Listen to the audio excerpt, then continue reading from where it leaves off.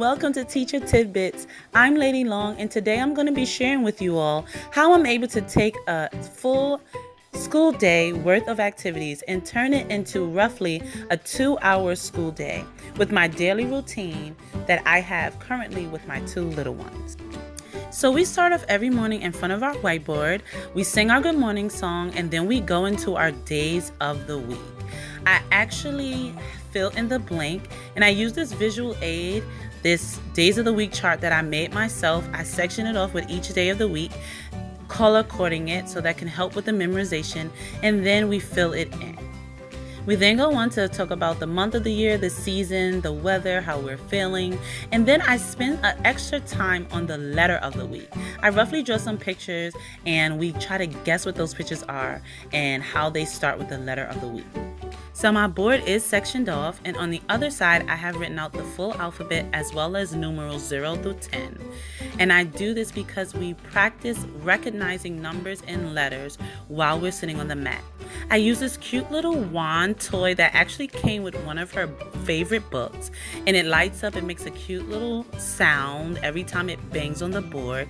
And I just have her use this wand. I call out a number and she has to take the wand to recognize any of the numbers I call out or letters.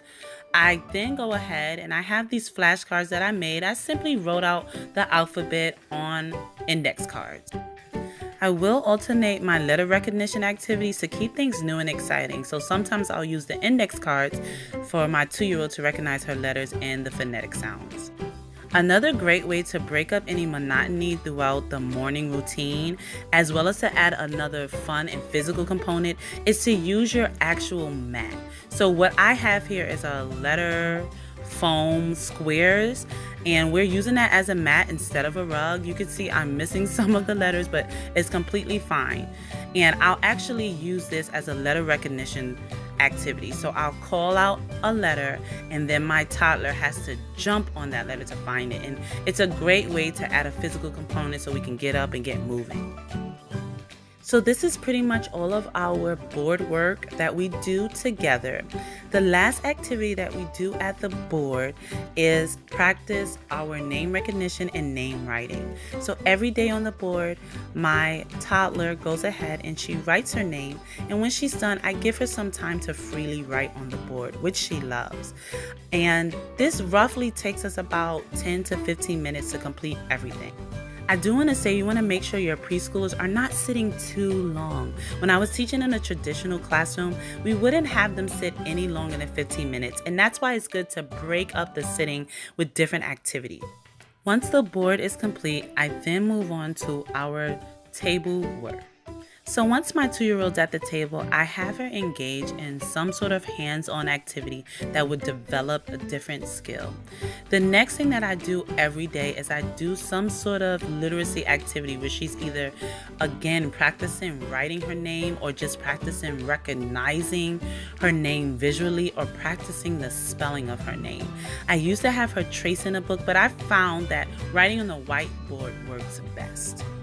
So after roughly 5 to 10 minutes of table work, we move on to sensory.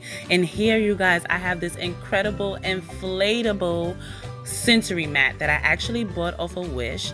And today we're using it for our water table. I love it because it's big enough for 2 children, but you can fill it with anything, sand or rice or paper, snow, any type of sensory activity, and it keeps things clear of mess. And I also have here a mock smock. I just took a large grocery bag, turned it inside out, poked a couple holes for her head and arms, and she is good to go. I love this inflatable sensory mat because it's great for people working with small spaces.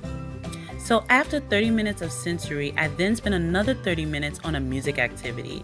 And I just use this time for us to dance, and we just play our instruments that we have, and I'm just introducing them to novice levels of music concepts. Once music is done, we quiet down with our book time. And this usually takes about 30 minutes because I'll have my toddler have her independent reading, and then we'll have a book that we read together. I'll be using this Peekaboo Words book today, so I'll put that up to the side. And usually afterwards, we do some type of art activity pertaining to the book. So altogether, it's roughly 30 minutes. Our last 30 minutes of the day before lunch is our physical education time. And because our living space is currently limited and we are short on yard space, I take advantage of the huge hallway that we have. And that's what it's all about, you guys, with your daily routine, is thinking outside the box.